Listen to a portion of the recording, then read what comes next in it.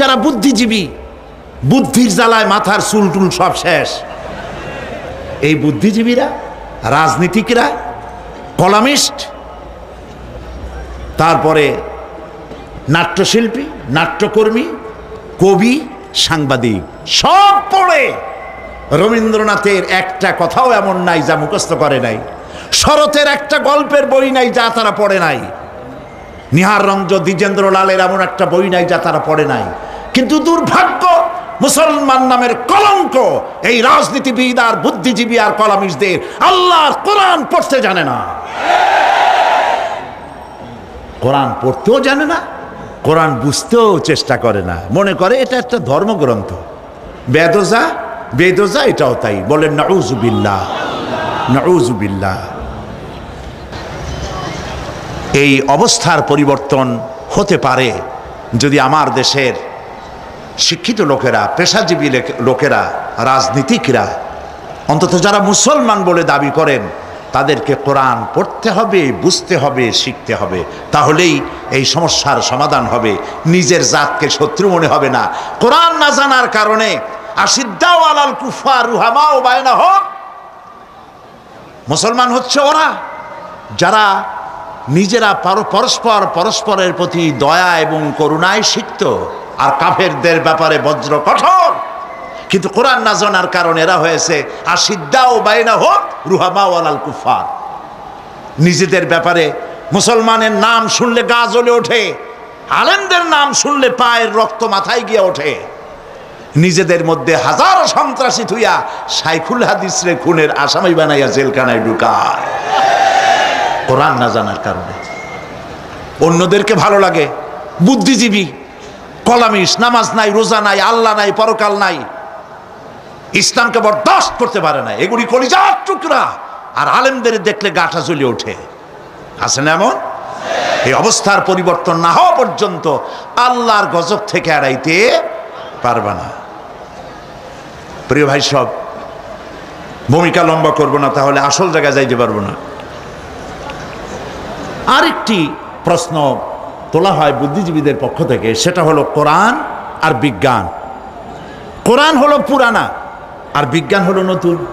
কাজী বিজ্ঞান নিত্য নবীন আবিষ্কার দিয়ে পৃথিবীবাসীকে উপকৃত করতেছে, এই জন্য কোরআন নয় বিজ্ঞানী গ্রহণযোগ্য, এই জাতীয় কথাবার্তা বলতে চান তথাকথিত বুদ্ধিজীবীরা, ঠিক না? কিন্তু বিশ্বাস করুন, কোরআন আর বিজ্ঞান সাংঘর্ষিক নয়। বিজ্ঞানের আবিষ্কার যত বাড়বে, কোরআন বোঝা মানুষের জন্য তত সহজ হবে। নব নব আবিষ্কার দিয়ে বিজ্ঞানীরা পৃথিবীকে উপকৃত করবে ঠিকই, কিন্তু কিয়ামত পর্যন্ত বিজ্ঞানীরা কোরআনের কাছে ভিক্ষুকের মতো দাঁড়ায় থাকবে কিয়ামত পর্যন্ত। কারণ বিজ্ঞানের উৎসই হচ্ছে কোরআন। বিজ্ঞানের উৎস কি? কোরআন। কোরআন এসেছে মহাবিজ্ঞানময় আল্লাহ রাব্বুল আলামিনের পক্ষ থেকে। এখন আসুন সেই মহাবিজ্ঞানময় আল্লাহ পাক আমাদেরকে কি বলছেন। গতকাল আমরা আলোচনা করেছিলাম কোন সূরা? সূরা নাবা। আসুন আলোচনার আগে শয়তানের ওয়াসওয়াসা থেকে আল্লাহর কাছে পানাহ চাই। পড়েন আমার সাথে, আউযু বিল্লাহি মিনাশ শাইতানির রাজীম, বিসমিল্লাহির রাহমানির রাহিম। বিতাড়িত মরদুদ শয়তানের ওয়াসওয়াসা থেকে পানাহ চাই পরম করুণাময় আল্লাহ রাব্বুল আলামিনের নামে। শুরু করছি। আম্মা ইয়াতাসাআলুন আনিন নাবাইল আযীমিল্লাযী হুম ফীহি মুখতালিফুন কাল্লা সায়া'লামুনা সুম্মা কাল্লা সায়া'লামুন ألم نجعل الأرض مهادا والجبال أوتادا وخلقناكم أزواجا وجعلنا نومكم سباتا وجعلنا الليل لباسا وجعلنا النهار معاشا وبنينا فوقكم سبعا شدادا وجعلنا سراجا وهاجا وأنزلنا من المعصرات ماء سجاجا لنخرج به حبا ونباتا وجنات ألفافا صدق الله العظيم গতকাল আমরা সুম্মা কাল্লা সায়ালামুন এই পর্যন্ত আলোচনা করেছিলাম, মনে আছে নিশ্চয়ই আপনাদের। অর্থাৎ পরকাল সম্পর্কে কাফেরেরা যে প্রশ্ন তুলতো, যেটা একটা অসম্ভব, এটা হইতে পারে না, মরে যাব, গলে যাব, মাটির সাথে মিশে যাব, এরপর আমাদেরকে আবার চিন্তা করা হবে, এইটা বুদ্ধি বহির্ভূত, এটা আমরা বিশ্বাস করি না। তো আমি গতকাল আপনাদের সামনে বলেছিলাম যে আল্লাহ পাক লাঠি দিয়ে পিটাইয়া, ঘাড় মটকাইয়া কোনো জিনিস বুঝাতে চান না। অবশ্য তার তা ক্ষমতা আছে, কিন্তু তিনি তা করেন না। তিনি মানুষকে যুক্তি দিয়ে বুঝাতে চান, এবং কোরআন শরীফ অসংখ্য যুক্তি আল্লাহ পাক দিয়েছেন। এমনকি আল্লাহ পাক বলেছেন মশা মাছির মতো ক্ষুদ্র প্রাণীর দৃষ্টান্ত দিতেও আল্লাহ পাক শরমান না। সুবহানাল্লাহ বিহামদিহি। এখন গতকাল আমি বলেছিলাম যে সমস্ত দৃষ্টান্তের কথা কোরআন থেকে, সেই সব দৃষ্টান্তগুলি ছিল অনেকগুলি দেখা যায় না। আমি আজকে যে আয়াতগুলি তেলাওয়াত করেছি, এই আয়াতগুলির মধ্যে দেখা দৃষ্টান্তগুলি, আল্লাহ চোখে দেখা দৃষ্টান্তগুলিকে আঙ্গুল দিয়ে দেখাচ্ছেন যে দেখো, এইগুলি যে আল্লাহর পক্ষে সম্ভব, তিনি তোমাকে মৃত্যুর পরে জিন্দা করাও তার জন্য সম্ভব। সেজন্য তিনি বলছেন ألم نجعل الأرض مهادا والجبال أوتادا। এটা কি সত্য কথা নয় যে আমি তোমাদের জন্য এই পৃথিবীকে একটি বিছানা হিসাবে বানিয়ে দিয়েছি, আর এই পৃথিবীর উপরে পাহাড়গুলি দিয়ে পেরেকের মতো পাহাড়গুলিকে প্রথিত করে দিয়েছি। ওয়াখালাকনাকুম আজওয়াজা, এবং পৃথিবীর মানব বংশ অথবা যে কোনো প্রাণী এবং জন্তুর বংশ বৃদ্ধির জন্য তোমাদের স্ত্রী জাতীয় এবং পুরুষ জাতীয় জোড়ায় জোড়ায় সৃষ্টি করেছি। ওয়াজআলনা নাওমাকুম সুবাতা, আর তোমাদের জন্য তোমাদের ঘুমকে শান্তির বাহন করেছি। ওয়াজআলনা লাইলা লিবাসা, আর রাতকে করেছি আবরণ অথবা আচ্ছাদন। ওয়াজআলনা নাহারা মাআশা, আর রুজি কামাবার জন্য দিনটাকে করেছি আলোকোজ্জ্বল। ওয়া বানাইনা ফাওকাকুম সাবআন শিদাদা, আর তোমাদের উপরে 7টি মজবুত আকাশ স্থাপন করেছি। ওয়াজআলনা সিরাজান ওয়াহাজা, আর তাতে একটি অতি উত্তপ্ত, অতি উজ্জ্বল একটি বাতি সৃষ্টি করেছি।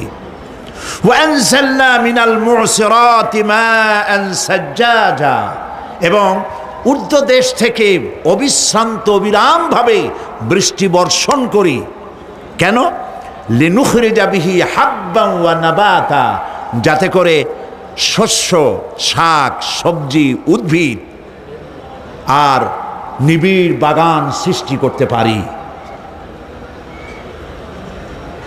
ব্যাস, এই ছিল তেলাওয়াতকৃত আয়াতের শাব্দিক তর্জমা।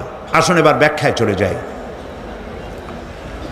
আমি গতকাল বলেছি, মনে হয় আপনাদের মনে আছে, যে আমরা যেহেতু সময় 5 দিন, আমরা ধীরে ধীরে ঘরোয়া পরিবেশের মতো করে আলোচনা করব ইনশাআল্লাহ, যাতে করে প্রত্যেকটি কথা আমরা বুঝতে পারি আর আমরা পকেটে করে নিয়ে বাড়ি যেতে পারি, হৃদয় গ্রথিত করে জীবনের পরতে পরতে তা আমল করতে পারি। আল্লাহ যেন তৌফিক দেন, বলেন আমিন।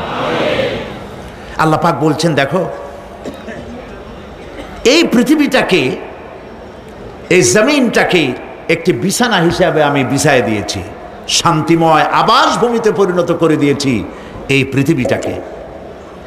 আল্লাহ পাক বলছেন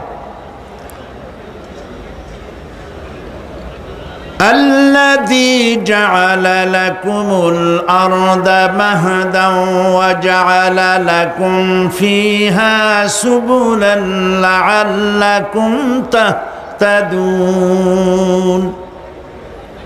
যিনি পৃথিবীকে তোমাদের জন্য দোলনা বানিয়ে দিয়েছেন আর সেখানে তোমাদের জন্য রাস্তা তৈরি করে দিয়েছেন যাতে তোমরা গন্তব্য খুঁজে পাও। সূরা নাবার মধ্যে আল্লাহ পাক পৃথিবীকে বলেছেন বিছানা, আর সূরা আয-যুখরুফের মধ্যে বলেছেন দোলনা। পৃথিবীটাকে আল্লাহ কি বললেন? দোলনা। দোলনার মধ্যে শিশু যেমন শান্তিতে ঘুমায় থাকে, এই পৃথিবীটাকে তোমার জন্য শান্তিতে ঘুমাবার জন্য, চলাফেরা করার জন্য আমি এই পৃথিবীকে শান্ত করে দিয়েছি। সুবহানাল্লাহ। এবং গন্তব্যের জন্য, যাতায়াতের জন্য আমি রাস্তা বানিয়েছি। আপনি বলবেন রাস্তাগুলি তো আমরা বানাইছি গম দিয়া, ইট দিয়া, পাথর দিয়া। হ্যাঁ, আপনি বানাতে পারেন, রাস্তা আপনি বানাতে পারেন, কিন্তু যখন আপনারা কেউ বানান নাই তখন এই পথগুলি আল্লাহরই বানানো ছিল। বিশেষ করে পাহাড়িয়া এলাকায়, পাহাড়িয়া এলাকায় কোন গভর্নমেন্ট গিরিপথ তৈরি করেছে বলেন তো দেখি? কে বানিয়েছে? আল্লাহ পাক তৈরি করেছেন। এ পথ তৈরি করেছে যাতে তোমরা তোমাদের গন্তব্যে পৌঁছতে পারো। মহা শূন্যে ভাসমান এই পৃথিবী, এই পৃথিবীটাকে আল্লাহ পাক আরামের জায়গা বানিয়েছেন, অথচ এই পৃথিবীর মধ্যে আছে কি তা কি আমরা জানি? এই পৃথিবী নামক গ্রহটি, এটি প্রতি ঘন্টায় ৬৬,৬০০ মাইল বেগে পৃথিবীটা ছুটে চলছে বন্দুকের গুলির মতো। প্রতি ঘন্টায় ৬৬,৬০০ মাইল গতিবেগে পৃথিবী ছুটছে। এর অভ্যন্তরে আছে আগুন, এর মধ্যে আছে পাথর। এই এমন মারাত্মক আগুন এই পৃথিবীর পেটের মধ্যে রয়েছে যে আগুন পাথরগুলো পুড়িয়ে লাভায় পরিণত করে দেয় এবং তা উদ্গীরণ করে আগ্নেয় আকারে, আগ্নেয়গিরির আকারে উপচে পড়ে। এই পৃথিবীর মধ্যে এরকম আগুন আছে। সূরা ফাতিহার তাফসিরে আমি আপনাদের সামনে আলোচনা করেছিলাম, মনে না থাকার কথা। আল্লাহ পাক বলেছেন আলহামদুলিল্লাহি রাব্বিল আলামিন। কি বলেছেন বলুন তো? আলহামদুলিল্লাহি রাব্বিল আলামিন। আলামিন, আলমের বহু বচন। তিনি একটি জগতের প্রতিপালক নন, বহু জগতের প্রতিপালনকারী। এই পৃথিবীতে সর্বপ্রথম বিজ্ঞানীদের এই কনসেপশন আল্লাহ রাব্বুল আলামিন কোরআনের মাধ্যমে দুনিয়াবাসীকে দিয়েছেন। জগৎ একটা বা দুইটা নয়, বহুমাত্রিক জগতের কনসেপশন আল্লাহ পাক দিয়েছেন, অসংখ্য জগৎ। এই পৃথিবীর উপরিভাগে এক জগৎ, এর আভ্যন্তরীণ রয়েছে আর এক জগৎ। সাগরের ভেতরে রয়েছে এক জগৎ, সাগরের তলায় অন্য জগৎ। পৃথিবীর মহাশূন্যে, গ্যালাক্সি, ইউনিভার্সাল মহাশূন্যের ভিতরে যা কিছু রয়েছে তার মধ্যে রয়েছে অসংখ্য জগৎ। জগৎ একটি নয়, অসংখ্য জগৎ রয়েছে। পৃথিবীর মাটির তলায় কত আগুন, সেই দৃশ্য আমি চোখে দেখেছি যখন আমি ভেসুভিয়াস পাহাড় দেখেছি, পৃথিবীর বড় আগ্নেয়গিরি। আল্লাহ পাক জাহান্নামের আগুনের ইন্ধন করবেন মানুষ আর পাথর। ওয়াকুদুহান নাস ওয়াল হিজারা, পাথর আর মানুষ হবে জাহান্নামের আগুনের ইন্ধন। পৃথিবীর মাটি থেকে ৩ মাইল উঁচা ভেসুভিয়াসের পাহাড়ের উপরে। ভেসুভিয়াস পাহাড় কথা বলতে পারবেন? ইটালিতে, ইটালিতে। সেই জায়গায় যখন আমি উঠেছি, পাথর যে জাহান্নামের আগুনে পুড়বে এর বাস্তবতা নিজের চোখে দেখেছি। পাথরগুলি আগুনে পুড়ে লাভার মতো হয়ে পাহাড়ের উপর থেকে আলকাতরার মতো গলে গলে পাহাড়ের চতুর্দিকের 12 কিলোমিটার এলাকার জনপদকে ধ্বংস করে দিয়েছে। ইটালিতে আরো একটি জায়গা আছে যেটার নাম সিসিলি। সেখানেও একটি জীবন্ত আগ্নেয়গিরি আছে, যেটা আগুন এখনো জ্বলতেছে, যে কোনো মুহূর্তে এ আগুন ছড়িয়ে পড়তে পারে। কাজেই পৃথিবীর মধ্যে একদিকে রয়েছে, এর মধ্যে রয়েছে আগুন, রয়েছে পাথর গলায়া লাভা বানাবার মতো বিরাট শক্তি। সেই পৃথিবীটাকে আল্লাহ পাক এতটা শান্ত করে রেখেছেন, তোমরা যেন নিশ্চিন্তে এর কোলে দোলনার ভিতরে শিশু যেমন ঘুমায়, এই পৃথিবীটাকে তোমার জন্য দোলনা বানিয়ে দিয়েছি। তাও আমরা সুবহানাল্লাহ বলবো না? সুবহানাল্লাহ। বন্দুকের গুলির চাইতেও দ্রুতগামী এই পৃথিবী ছুটছে। সেই পৃথিবীকে বিনা দ্বিধায় আমরা খুঁজছি, সেটাকে চিরে ফেলছি এবং তার পেট থেকে রিজেক হাসিল করছি। ঠিক কিনা বলুন? আল্লাহ রাব্বুল আলামিন সূরা আন-নামলের মধ্যে বলছেন, আম্মান জাআলাল আরদা ক্বারারান ওয়া জাআলা খিলালাহা আনহারান ওয়া জাআলা লাহা রাওয়াসিয়া ওয়া জাআলা বাইনাল বাহরাইনি হাজিজা। আর তিনি এই পৃথিবীর অবস্থান লাভের উপযোগী করে আল্লাহ পাক তোমার জন্য তৈরি করে দিয়েছেন এবং এর মধ্যে নদ নদী আল্লাহ পাক সৃষ্টি করে দিয়েছেন, পাহাড়গুলিকে গেড়ে দিয়েছেন, আর পানির মধ্যে দুটি ধারা আল্লাহ সৃষ্টি করেছেন। পানির মাঝখানে একটা অন্তরাল সৃষ্টি করেছেন। এটি একটা তো আবিষ্কার হয়েই গেছে, সেটি হলো প্রশান্ত মহাসাগরের ভেতরে 4000 কিলোমিটার লম্বা, 2500 কিলোমিটার চওড়া প্রশান্ত মহাসাগরের ভিতরে একটি বিশাল এলাকা পাওয়া গেছে, যেটার পানি অত্যন্ত সুমিষ্ট সুমধুর, আর এর বাইরের পানিগুলি অত্যন্ত লবণাক্ত। সূরা আর রহমানের মধ্যে আল্লাহ পাক বলেছেন, মারাজাল বাহরাইনি ইয়ালতাকিয়ান বাইনাহুমা বারযাখুন লা ইয়াবগিয়ান ফাবিআইয়ি আলাই রাব্বিকুমা তুকাযযিবান। দুটি সমান্তরালে পানি প্রবাহিত হয়ে যাচ্ছে, দুটি ধারা। লোনা পানি মিষ্টি পানিকে লোনা বানাতে পারে না, মিষ্টি পানি লোনা পানিকে মিষ্টি বানাইতে পারে না, মাঝখানে কোনো পার্টিশন নাই। সুবহানাল্লাহ। আমার দেশের পদ্মা, গঙ্গা, যমুনা, মেঘনা এর মিষ্টি পানিগুলি ভাটি এলাকারে বঙ্গোপসাগরের নোনা পানির মধ্যে ছুটে যায়, আবার জোয়ারের টানে বঙ্গোপসাগরের মুখ তিতা হয়ে যায়, এমন নোনা পানি মিষ্টি দরিয়ার মধ্যে এসে ঢুকে যায়।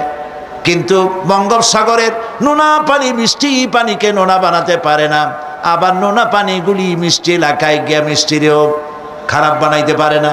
আল্লাহ রাব্বুল আলামিন বলেন, এগুলি আমার আইন। মানে কার আইন? আফাগায়রা দীনিল্লাহি ইয়াবগুন ওয়ালাহু আসলামা মান ফিস সামাওয়াতি ওয়াল আরদি তাওআন ওয়া কারহা। আকাশে আর জমিনে যা কিছু আছে সব আনুগত্যের মস্তককে আমার সামনে অবনতি করে দিয়েছে। সুতরাং এর আমার আইন মানে, চাঁদ, সূর্য, গ্রহ, নক্ষত্র আইন মানে কার? চিল্লায় বলুন। আল্লাহ পাক এই পৃথিবীকে সুন্দর করে সাজিয়ে দিয়েছেন, আবার এর মধ্যে তিনি মাঝে মধ্যে এই পৃথিবী একটু ভূমিকম্পন হয়, কিন্তু তা কোথাও কোথাও একসাথে না। একসাথে যদি সারা পৃথিবীতে ভূমিকম্প হইতো, সৃষ্টি জগতের অস্তিত্ব বিলুপ্ত হয়ে যেত। কথা বুঝতে পেরেছেন? এই জন্য আল্লাহ পাক বলেন, ইন্না ফি খালকিস সামাওয়াতি ওয়াল আরদি ওয়া ইখতিলাফিল লাইলি ওয়ান নাহার লাআয়াতিন লিউলিল আলবাব। নিশ্চয়ই আকাশ এবং জমিনের সৃষ্টির ব্যাপারে আর রাত আর দিনের পরিবর্তনের ব্যাপারে যারা জ্ঞানবান, তাদের জন্য রয়েছে আল্লাহ পাকের নিদর্শন। এই ঘূর্ণায়মান পৃথিবী নিয়মিত ঘুরছে, সূর্যের কাছে চলে যাচ্ছে, আবার দূরে সরে আসতেছে। আর এই ঘূর্ণায়মান আসে বলে, সূর্যের কাছে যায় আর আসে বলে এক এলাকায় রাত হয় আর এক এলাকায় দিন হয়। এখন চট্টগ্রামে বাংলাদেশে রাত 8:45, আর ঠিক একই সময় আমেরিকার নিউ ইয়র্কে এখন দিনের 9:15। যদি এরকম অবস্থা না হতো তাহলে এক এলাকার প্রাণীগুলি বাঁচত, অন্য এলাকার প্রাণীগুলি ঠান্ডায় ফ্রিজ হয়ে যেত। আমাদের এই পৃথিবী আল্লাহ পাকের এক অফুরন্ত নিয়ামত।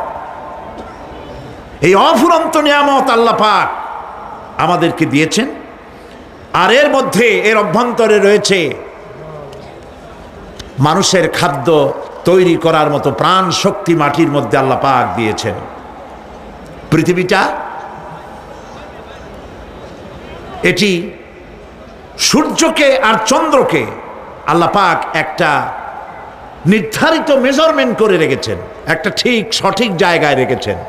বিজ্ঞানীরা বলেছেন সূর্যর যে ডিগ্রিতে এখন আছে ওর থেকে কয়েক ডিগ্রি যদি নিচে নেমে আসতো, গোটা পৃথিবী জ্বলে পুড়ে ভস্ম হয়ে যেত। আবার সূর্যটা যেখানে আছে ওখান থেকে আরো কয়েক ডিগ্রি যদি উপরে উঠে যেত, তাহলে গোটা পৃথিবী ফ্রিজ হয়ে যেত, প্রাণী জগতের অস্তিত্ব শেষ হয়ে যেত। চাঁদ সম্পর্কে বলা হয়েছে চাঁদ যত ডিগ্রিতে আল্লাহ পাক স্থাপন করে রেখেছেন ওর থেকে কয়েক ডিগ্রি উপরে যদি উঠে যেত, গোটা পৃথিবী মরুভূমি হয়ে যেত। আর যদি কিছু নেমে আসতো, গোটা পৃথিবীতে জলোচ্ছ্বাস হয়ে পানিতে পৃথিবী ডুবে শেষ হয়ে যেত। তাও সুবহানাল্লাহ বলবো না? এ সমস্ত কুদরত কার? আল্লাহ পাক। আল্লাহ রাব্বুল আলামিন এরপরে বলছেন ওয়াল জিবালা আওতাদা, মাটিকে বানালাম বিছানা, আর এই বিছানাকে এটা যেন তোমাকে নিয়ে নড়াচড়া করতে না পারে সেই জন্য আমি পাহাড়গুলি পেরেকের মতো গেড়ে দিলাম। এখানে আছে যে পাহাড়কে পৃথিবীর মধ্যে পেরেকের মতো গেড়ে দিছি। কেন দিছি সেটি এসছে অন্য আয়াতে। আল্লাহ রাব্বুল আলামিন বলেন وَأَلْقَى فِي الْأَرْضِ رَوَاسِيَ أَن تَمِيدَ بِكُمْ, আল্লাহ পাক বলেন তিনি জমিনে পর্বতের নোঙ্গর, পর্বতের পেরেক রকম করে এই পৃথিবীর মধ্যে গেড়ে দিয়েছেন যেন পৃথিবীটা তোমাকে নিয়ে যেন হেলাদোলা করতে না পারে। এই পাহাড় পৃথিবীর ভারসাম্য রক্ষা করেছে। পাহাড়গুলি আজকে মানুষেরা কাটা শুরু করেছে। চিটাগংয়ে পাহাড় আছে না নাই? আছে কিনা? ইন্ডাস্ট্রি বানাবার জন্য, বাড়িঘর বানাবার জন্য পাহাড় যারা কাটছেন আত্মঘাতী কাজ করতেছেন। প্রকৃতির ভারসাম্য, এনভায়রনমেন্ট নষ্ট তো আমরাই করতেছি, ঠিক কিনা বলেন? কারা নষ্ট করতেছে? আমরা নিজেরাই করতেছি, আত্মঘাতী কাজ করছি। এই পৃথিবীতে কত পাহাড় দরকার, কত গাছ দরকার, কত পানি দরকার, সে কথা কে বলতে পারবেন? বলেন সবাই। আল্লাহ পাকের যা কিছু তিনি সৃষ্টি করেছেন সেগুলির উপরে হস্তক্ষেপ করা, কিছু কিছু জিনিসের উপরে হস্তক্ষেপ করা মারাত্মক আত্মঘাতী। পাহাড়গুলি দিয়ে এই সুউচ্চ পাহাড় শুধু খিল বানায় রাখছেন আল্লাহ, পেরেক বানায় রাখছেন, শুধু তাই নয়, এই পাহাড়ের উপরে পানি জমে থাকে বরফ হইয়া। আমরা যখন প্লেনে যখন যাই, ঢাকা এবং চিটাগং যে ফ্লাইটগুলি আসা যাওয়া করে এগুলি 9,000, 10,000, 11,000 ফিট দিয়ে উচ্চতায় উড়ে আসে। কিন্তু আমরা যখন ইন্টারন্যাশনাল ফ্লাইটে উড়ি তখন সেগুলি চলে 35 থেকে 40,000 ফিট পর্যন্ত উচ্চতায় উড়ে যায়। পৃথিবী যে কত সুন্দর তা প্লেনে উঠলে বোঝা যায়। আর বাংলাদেশ যে কত সুন্দর মনোরম তা দেশের উপর থেকে প্লেনে উঠতে গেলে দৃশ্য দেখে, নয়ন অবিরাম দৃশ্য দেখে সেজদায় মাথা নত হয়ে আসে। সুবহানাল্লাহ, সুবহানাল্লাহ। আমার দেশ যে কত ভালো, আলহামদুলিল্লাহ বলেন। পৃথিবীর যে কোনো দেশের তুলনায় আমার দেশ অনেক অনেক অনেক ভালো, আলহামদুলিল্লাহ বলেন। এর গাছে হাত দিলে খাবার পাওয়া যায়, পানিতে হাত দিলে খাবার পাওয়া যায়, জমিনে হাত দিলে খাবার পাওয়া যায়, যেখানে হাত দেবেন সেখানে খাবার। আমাদের তো আসলে খাদ্যের অভাব না। আমাদের কি খাদ্যের অভাব আসলে? না, আসলে খাদ্যের অভাব না। আমাদের সব আছে, বিশাল বনজ সম্পদ আছে। কাপ্তাই, রাঙ্গামাটি, বান্দরবন যে দেখেন বনজ সম্পদ কাহাকে বলে। খুলনার ফরেস্ট এরিয়া যে দেখেন বনজ সম্পদ কারে বলে। রয়েছে বনজ সম্পদ, রয়েছে খনিজ সম্পদ, রয়েছে পশু সম্পদ, রয়েছে মৎস্য সম্পদ, রয়েছে পানি সম্পদ, সর্বোপরি রয়েছে মানব সম্পদ। সব আছে। তাহলে মরি কেন? মরি সৎ লোকের অভাবে, মরি সৎ নেতৃত্বের অভাবে।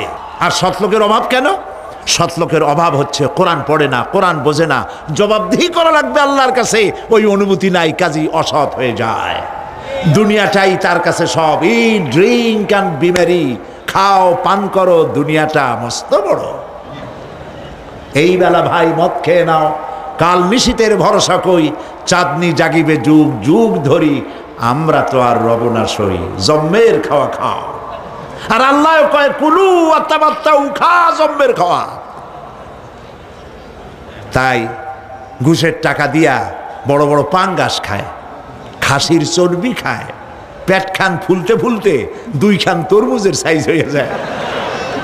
কিছু কিছু লোক দেখা যায় বেল পড়ছে, বেল্টে কান্দে যে আল্লাহ ফাটিয়ে যাই কখন। হালাল খান, বড় বড় পাঙ্গাস খাওয়া বাদ দেন, যা বেতন পান এ দিয়ে পাঙ্গাস কেনেন কেমনে? বিশাল পাঙ্গাসের চর্বি, খাসির চর্বি, এগুলো জম্মের মতো খাবেন, হার্টের ভিতরে করোনারি আর্টারিগুলি চর্বি দিয়ে ব্লক হয়ে যাবে। 2 দিন পরে অ্যানজাইনা শুরু হবে, হার্টের বেদনা, তারপরে বাইপাস অপারেশন। সুতরাং ওগুলো খাইয়া হারাম, খাইয়া কোনো মজা নাই। কম দামের জিনিস খান, যা হালাল বেতন পান, কম দামের জিনিস খান, কচু শাক খান। হাসতেছেন আপনারা? আরে ভাই, কচু শাকে 100% ক্যালোরি, কচু শাক খান বেশি করিয়া। বিদেশি আপেল, আপেল তো আমার দেশে হয় না, বিদেশি আপেল বেশি না খাইয়া দেশের পেয়ারা খান, 2টা আপেলের সমান 1টা পেয়ারা। কোক 7 আপ ইহুদিদের পণ্য না খাইয়া 1টা ডাব খান।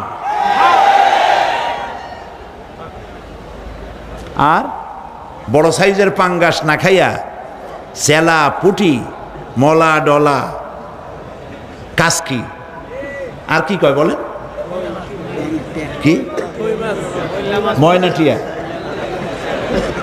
মোল্লা, মৌলানা সাহায্য করেন আমাকে, মোল্লা মোল্লা, তারপর লোট্টা, জি, এগুলো খান। কি হবে? এগুলোর মধ্যে রয়েছে ফসফরাস, খাইলে পরে চোখের দৃষ্টি বাড়তে থাকবে, হার্ট অ্যাটাক করবে না, স্বাস্থ্য ভালো হবে। স্বাস্থ্য ভালো হওয়ার অর্থ পেটটা বিশাল আকারে হওয়া না, পেটটা ছোট হওয়া, সিনাটা চওড়া হওয়া, এইটার নাম স্বাস্থ্য ভালো। সেই জন্য আল্লাহ রাব্বুল আলামিন এই পৃথিবীতে মানুষগুলিকে সুন্দর করে সৃষ্টি করে তার খাওয়া, চলা ফেরা, ওঠা বসা সব কিছুকে একটি নিয়মতান্ত্রিক পদ্ধতিতে পরিচালিত করেছেন। এটা বুঝলে পরে কল্যাণ, না বুঝলে অকল্যাণ। তো আমি বলতেছিলাম, আমি পয়েন্ট ভুলে যাই নেই, পাহাড়ের উপর দিয়ে পাঙ্গাস মাছ পর্যন্ত আসছি। আসল বক্তব্য ছিল পাহাড়, আসল বক্তব্য ছিল কি? পাহাড়। প্লেনে ওড়ার সময় দেখেছি রাশিয়ার উপর থেকে যখন উড়ে যায়, টার্কি, ইটালি, আফ্রিকা দেশসমূহের উপর দিয়ে যখন উড়ে যায়, তখন দেখতে পাই নিচে পাহাড়ের মাথাগুলি সাদা ধপধপ করছে। প্রথমে তো বুঝি নাই যেগুলি কি, পরে জিজ্ঞেস করে জেনেছি। যখন প্রথম বিদেশে গেছি তখন বুঝি নাই, তারপরে বুঝতে পারলাম এ হলো আল্লাহ পাকের সেই কথা যে পাহাড়ের উপরে আমি পানি জমায় রাখি। এই জমাকৃত পানি সূর্যের তাপে গলাইয়া পাহাড় থেকে পাদদেশে নামাইয়া ফসল উৎপাদিত করি, যেখানে বৃষ্টি সম্ভব নয়। মানে বৃষ্টি যেখানে দেওয়ার প্রয়োজন নাই, সম্ভব নয় তা না, আল্লাহর কাছে অসম্ভব বলে কিছু নাই, কিন্তু কোথাও আল্লাহ পাক বৃষ্টি দিয়ে দেন, কোথাও সাগরের পানি, কোথাও খালের পানি, কোথাও নদীর পানি, কোথাও পাহাড়ের পানি দিয়ে এভাবে ব্যবস্থা করে দেন। এনভায়রনমেন্ট এগুলি নষ্ট করে ফেলছে। একটা দেশ আছে যার নাম, একটা মহাদেশ যার নাম অ্যান্টার্কটিকা। এই অ্যান্টার্কটিকা মহাদেশে কোনো মানুষ নাই, আছে শুধু পেঙ্গুইন। এই পেঙ্গুইন সাদা বডি, তার উপরে কালো একটা কোটের মতো গায়ে দেওয়া, পেঙ্গুইন, আর কিছু নাই, শুধু বরফ আর বরফ। এগুলি জমা করে রাখার মধ্যে রয়েছে আল্লাহ পাকের বিশেষ কুদরত, যা আল্লাহ পাক মানুষের জন্য তৈরি করে রেখেছেন। মানুষ বুঝতে পারে না।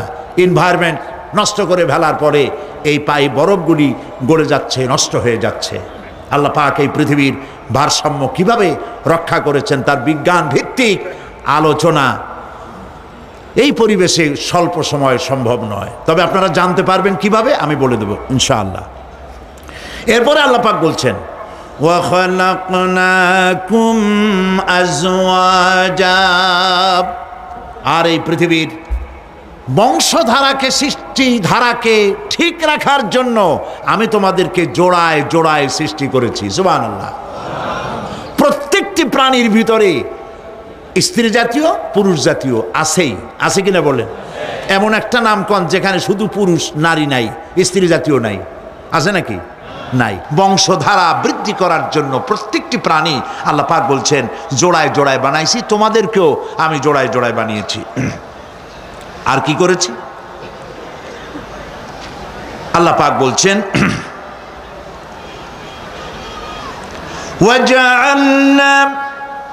وَجَعَلْنَا نَوْمَكُمْ سُبَاتًا, একদিকে তো জোড়ায় জোড়ায় বানালাম পুরুষ এবং স্ত্রী। এই পুরুষ আর স্ত্রী সৃষ্টি করার ভিতরে রয়েছে আল্লাহ পাকের নিদর্শন। কার নিদর্শন বলুন? কোরআনে কারিমে আল্লাহ পাক বলেন وَمِنْ آيَاتِهِ أَنْ خَلَقَ لَكُم مِّنْ أَنفُسِكُمْ أَزْوَاجًا لِتَسْكُنُوا إِلَيْهَا وَجَعَلَ بَيْنَكُم مَّوَدَّةً وَرَحْمَةً إِنَّ فِي ذَلِكَ لَآيَاتٍ لِقَوْمٍ يَتَفَكَّرُونَ। আর আল্লাহ পাকের অসংখ্য নিদর্শনের মধ্যে এটিও নিদর্শন যে তিনি তোমাদের থেকে তোমাদের জোড়া সৃষ্টি করেছেন, তোমাদের স্ত্রী বানাইছেন। কেন? লিতাসকুনু ইলাইহা, যাতে করে তুমি তার কাছ থেকে তোমার মনের প্রশান্তি, সেও এবং তুমিও উভয়ের কাছে মনের প্রশান্তি খুঁজে পাও। ওয়া জাআলা বাইনাকুম মাওয়াদ্দা, আর আল্লাহ পাক তোমাদের মধ্যে সৃষ্টি করেছেন ভালোবাসা। ওয়া রাহমা, আর পরবর্তী সময় সৃষ্টি করেছেন দয়া এবং করুণা। লিতাসকুনু ইলাইহা বলতে বোঝানো হয়েছে যে এই ব্যবস্থা আপনি আপনি হয়নি, এটি একটি উদ্দেশ্যকে লক্ষ্য করে হয়েছে। একে অপরের নিকটে যেন শান্তি পায়, প্রশান্তি পায়, একজন আরেকজনের কাছে পূর্ণ মাত্রায় তাই মিলিত হওয়ার জন্য নির্জন পরিবেশের আশ্রয় নেয়। আর এভাবে করি আল্লাহ পাক মানব বংশের এই ধারাকে অব্যাহত রেখেছেন। সুবহানাল্লাহ। ওয়া জাআলা বাইনাকুম মাওয়াদ্দা, আর তোমাদের মধ্যে আল্লাহ পাক ভালোবাসা সৃষ্টি করেছেন। এই কথা বলার এর ব্যাখ্যা কি? ভালোবাসা সৃষ্টি করেছেন এর ব্যাখ্যা এরকম হতে পারে, কয়েক রকম। আমি যেটা জেনেছি সেটি হচ্ছে এরকম, ভালোবাসা সৃষ্টি হওয়ার তো কথা ছিল না। এক পর্যায়ে ভালোবাসা থাকবে কোনো একটি বিশেষ সময়, বাকি সব সময় ঝগড়া হবে, এটাই হওয়া স্বাভাবিক ছিল। ধরুন মেয়ের বাড়ি চট্টগ্রাম, ছেলের বাড়ি বরিশাল। মেয়ে শুটকি খেতে খুব পছন্দ করে, ছেলের গন্ধও সহ্য করতে পারে না। ছেলে বলে খড়ে জাত দে, আর মেয়ে বলে খড়ে জাত দে, আর ছেলে বলে যে কমে যাও। মানে একজন আর একজনের ভাষার সাথে মিল নাই। কথা ঠিক কিনা বলেন? ভাষার সাথে মিল নাই, রুচির সাথে মিল নাই। একজনের টক পছন্দ করে আর একজনের টক সহ্য করতে পারে না। আর একজনে শুটকি খায়, আর একজনে শুটকি পছন্দ করে না। কাজী রুচি আর অভ্যাস ইত্যাদি দিয়ে সারাদিন স্বামী স্ত্রীর মধ্যে ঝগড়া হওয়া স্বাভাবিক ছিল, ঠিক না? আল্লাহ পাক বলেন সেখানে আমি এই স্বামী স্ত্রী যখন হয়ে যায় তখন দুজনের মধ্যে আমি ভালোবাসার সৃষ্টি করে দেই। আর সে ভালোবাসা এমন পর্যায়ে চলে যায়, স্ত্রী তার স্বামীর জন্য জীবন দিতে চায়, স্বামী তার স্ত্রীর জন্য জীবনের সব কিছু উজাড় করে দিতে চায়। ওয়াজআলা বাইনাকুম মাওয়াদ্দা, এরপরে সৃষ্টি করি রাহমা। ওই ভালোবাসা ছিল যৌবন কেন্দ্রিক, বিশেষ এক উদ্দেশ্যকে সামনে রেখে। কিন্তু যখন যৌবনে ভাটি লাগলো তখন ওই উদ্দেশ্য আর থাকলো না। তখন আল্লাহ পাক বলেন এই সময় তো দুজনের মধ্যে রাগারাগি খেসাখেসি ইত্যাদি হয়, স্বাভাবিক ছিল, কিন্তু তা হইল না। আমি রহমত দিলাম, করুণা দিলাম, এখন বুড়ি বুড়ারে ছাড়ে বাঁচে না, আর বুড়াও বুড়িরই ছাড়া বাঁচে না। তাও আমরা সুবহানাল্লাহ কব না? এইসব কথা শুনিয়া সুবহানাল্লাহ যদি বলানো লাগে কইয়া কইয়া, তাহলে তো বড় সমস্যার কথা। শুনলেন কি আর বুঝলেন না কি? প্রিয় ভাই সব, আমি বুঝতে পারছি আপনারা বলেন ঠিকই, তবে শুনতে শুনতে মোহমুগ্ধ হয়ে বলার সময় পান না। জি আলহামদুলিল্লাহ, বলি আলহামদুলিল্লাহ। তো আল্লাহ রাব্বুল আলামিন পরস্পরের মধ্যেই ভালোবাসা সৃষ্টি করলেন। এটি আল্লাহ পাকের আয়াত। এটা আল্লাহ পাকের কি বলুন? আয়াত মানে কি? নিদর্শন।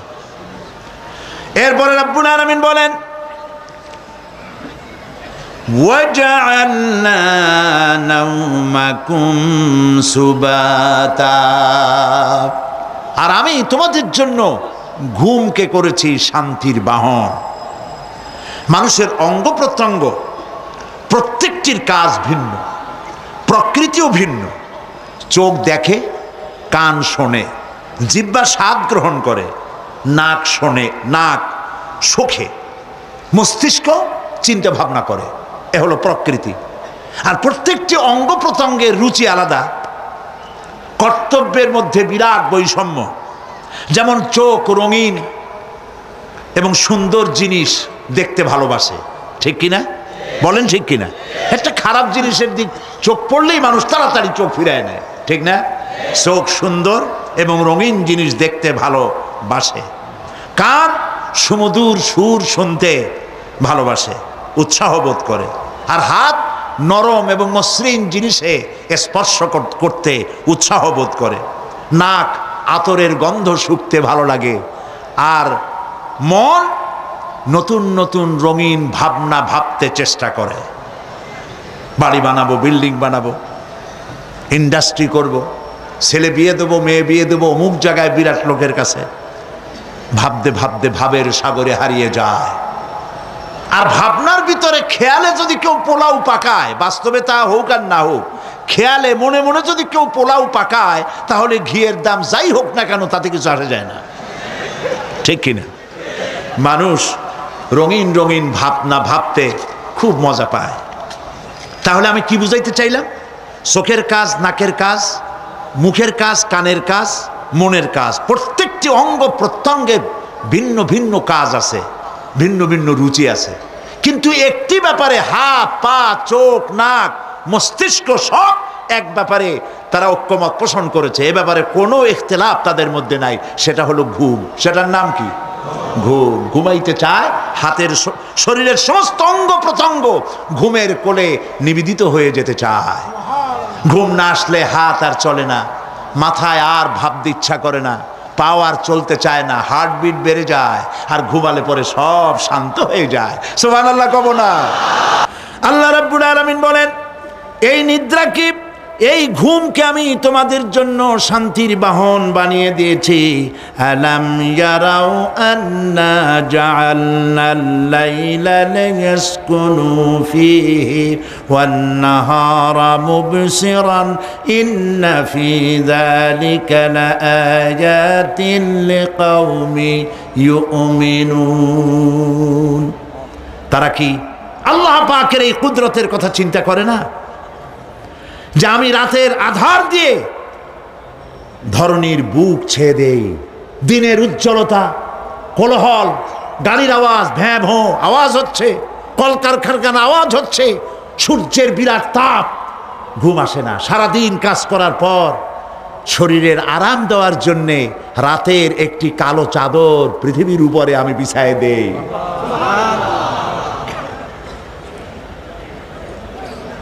আর মানুষ আরাম গ্রহণ করে, শুধু মানুষ না, সব প্রাণী আরাম গ্রহণ করে। সুবহানাল্লাহ। এবং এরপরে দিনের আলো দিয়ে উদ্ভাসিত করি, যেন বিশ্রামের পর নতুন করে আবার কাজের সমস্ত উদ্দীপনা নিয়ে নতুন করে কাজে ঝাঁপিয়ে পড়তে পারে।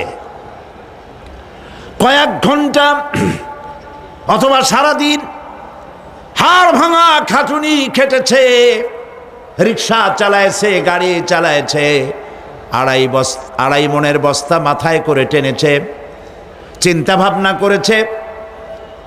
এরপরে যখন এই লোকটি কয়েক ঘন্টা মাত্র নিদ্রা গেল, আরাম পেল, মস্তিষ্ক হালকা হয়ে গেল, হার্টবিট কমে গেল, হাতের পায়ের কর্মোদ্দীপনা বেড়ে গেল, নতুন করে আবার কাজ করার জন্য সুযোগ এসে গেল।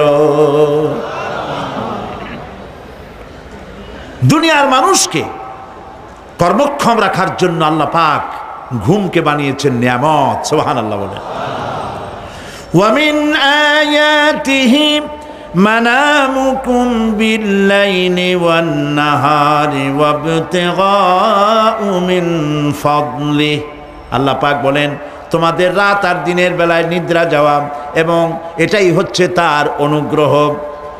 রাত আর দিনের নিদ্রা যাওয়ার পরে আমার অনুগ্রহ অর্থাৎ রিজেক তালাশ করার জন্য শরীরের ভিতরে, মনের ভিতরে, হাত পায়ের মধ্যে কর্মের উদ্দীপনা আমি তোমাদের দিয়ে দেই।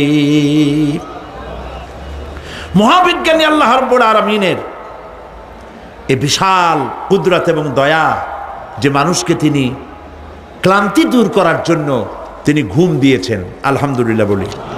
অনেক মানুষ আছে ঘুমাইতে পারে না,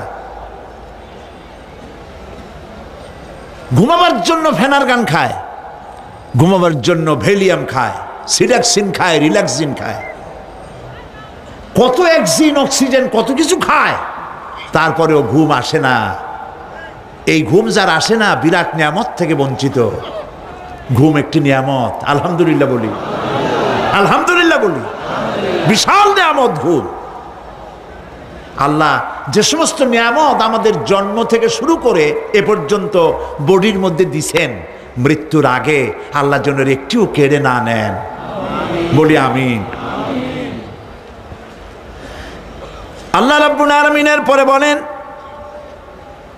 ওয়াজআলনাল লাইলা লিবাসা ওয়াজআলনান নাহারা মাআশা। আর রাতকে করেছি আচ্ছাদন, আবরণ, দিনকে রুজি কামাবার জন্য ব্যবস্থা করে দিয়েছি।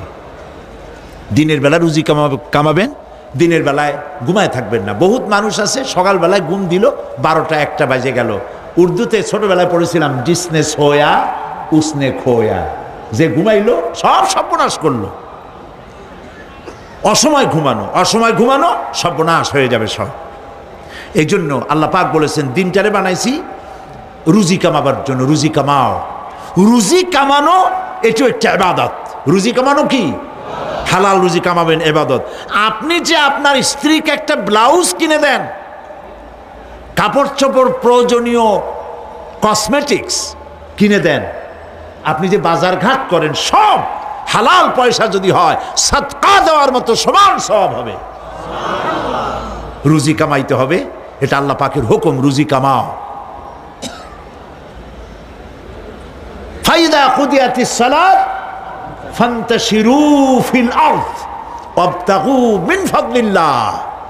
সুবহানাল্লাহ বলেন। নামাজ যখন শেষ হয়ে গেল, ফাইদা কুদিয়াতিস সালাত, নামাজ যখন শেষ হয়ে গেল, ফান্তাশিরু ফিল আরদ, তখন জমিনে ছড়িয়ে পড়ো আর আমার অনুগ্রহ, রিস্ক অনুসন্ধান করো। সুবহানাল্লাহ। মসজিদে বসে বসে খালি তসবিহ টিপতে থাকো না, কাজের সময় কাজ করো। অফিস থেকে বলে আসছে জোহরের নামাজ পড়তে যাই, জোহরের নামাজ পড়িয়ে তারপর নফল পড়া শুরু করছে, এরপরে দোয়া দুরূদ পড়া শুরু করছে। 1 ঘন্টা অফিসের সময় নষ্ট করেছেন। ফরজ নামাজ, সুন্নত নামাজ পড়তে যতটুকুন লাগবে, এর থেকে বেশি সময় নিলে বেতন হালাল হবে না। আপনি মিথ্যা কথা বলে মিথ্যা ছুটি নিয়ে দিনের কাজ করতে পারেন না। আপনার রুজি হালাল হইতে হবে। আপনার নফল নামাজ পড়া দরকার, রাত পড়ে আছে, রাতের বেলা গিয়ে জনমের মতো নফল পড়েন, কে নিষেধ করবে? মনে থাকবে কথা? প্রিয় ভাই সব, হযরত ওমর ফারুক রাদিয়াল্লাহু তাআলা আনহু তিনি একবার মসজিদে নববীর মধ্যে দেখলেন ফজরের সময়, জোহরের সময় তিনি দেখলেন ফজরে যাদের দেখলাম এক জায়গায় বসা ৫-৭টা লোক, জোহরে তো তাদেরই দেখতেছি, আসরের সময় দেখলেন ওইখানে বসা, মাগরিবেও দেখলেন, এশায়ও দেখলেন। এশার নামাজের পর তিনি প্রশ্ন করলেন, তোমরা কারা? বলল যে আমরা হলাম দূরের থেকে আসছি, মসজিদে নববী শ্রেষ্ঠ মসজিদ, এখানে বসে বসে আল্লাহর জিকির আজগার করি। তো আল্লাহর জিকির আজগার করো, নামাজ পড়ো, খাও কি? কাজে কিছু লোক আছে ওরা মেহেরবানি করে রান্না করে আনিয়া আমাদের খাওয়াইয়া যায়। হযরত ওমর ফারুক রাদিয়াল্লাহু তাআলা আনহু বললেন, তাহলে তো তোমার চাইতে, তোমরা যে কয়জন এখানে বসে ইবাদত করো, তোমাদের চাইতে ওই ব্যক্তি অনেক উত্তম যে নিজে রুজি কামাই করে তোমাদের খাওয়ায় যায়, তোমরা তো অলস। শুনে রাখো, নামাজের সময় ছাড়া আগামীকাল এই জায়গায় যদি বসা দেখি, ব্যাট মেরে বের করে দেবো মসজিদ নববী থেকে। ইসলাম কাজের প্রতি উদ্দীপনা দিয়েছে, ইসলাম কাজের ট্রেনিং দিয়েছে। সুবহানাল্লাহ বলে কাজ করো আর খাও, বসে বসে বাপের বোঝা হইও না। আমাদের দেশে বহু পোলাপান আছে বাপের হোটেলে খায় আর মসজিদে গিয়া ঘুমায়, খুব সহজ কাম। কেন এরকম করো বাবাজি? কয় চাকরি পাই না। আচ্ছা চাকরি পাও না, চাকরি তো আমাদের দেশে এক সোনার হরিণ, অথর্ব মন্ত্রীর অথর্ব ভাগ্না চাকরি হয়ে যায়, কিন্তু ফার্স্ট ক্লাস ফার্স্ট হয়েছে এমএতে চাকরি হয় না। এটা দেশের কপাল, এটা দেশের দুর্ভাগ্য। কিন্তু চাকরি পাও নাই বলে বাপের ঘাড়ের বোঝা হয়ে থাকবা। বউতে তোমার ঘুম দেখা বউ একা একা কানবে, আল্লাহ কোন উল্লুকের সাথে বিয়ে হইল আমার, সারাদিন ঘুমায়। প্রিয় ভাই সব, চাকরি পান নাই তো অসুবিধা কি? আপনি বাসের ড্রাইভার হন, আপনি সিনেমা দাম বেচেন, আপনি জমিন চাষ করেন, জমিন চাষ করা লজ্জা। এই পৃথিবীর প্রথম মানুষ আদম আলাইহিস সালাম জমিন চাষ করেছেন, ইদ্রিস আলাইহিস সালাম দর্জিগিরি করেছেন, দাউদ আলাইহিস সালাম কর্মকার হয়ে লোহা দিয়ে অস্ত্র তৈরি করেছেন, নবী করিম সাল্লাল্লাহু আলাইহি ওয়াসাল্লাম ব্যবসা করেছেন। কাজী বেকার যুবকদেরকে বলতে চাই, বাপ আর শ্বশুরের বোঝা হয়ে থাকার মতো লজ্জার জিনিস আর কিছুই নাই। বাপের কামাই খাওয়া লেখাপড়া শেখার পর তোমার জন্য জায়েজ নাই। কাজ করো, কাজের অভাব নাই, হালাল কাজ করো, রুজিতে আল্লাহ বরকত দিয়ে দিবেন। আমার দেশের জমিন এত ভালো, বলার আগেই কোন সুবহানাল্লাহ। সার মার লাগে না, যেখানে সেখানে লাঙ্গল শাবলের দরকার নাই।